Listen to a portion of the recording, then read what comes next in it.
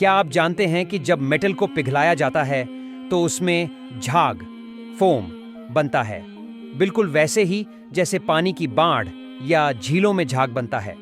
Science बताती है कि मेटल का झाग उसकी अशुद्धियां होती हैं और पानी का झाग भी उसमें मौजूद गंदगी या वायरस जैसी अशुद्धियों का निशान होता है।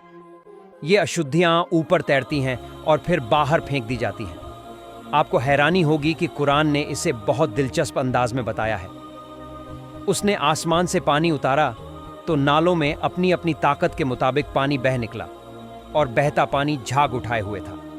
और जिन चीज़ों को आग में गर्म करके जेवर या सामान बनाने के लिए पिघलाते हैं, उनमें भी ऐसा ही झाग उठता है।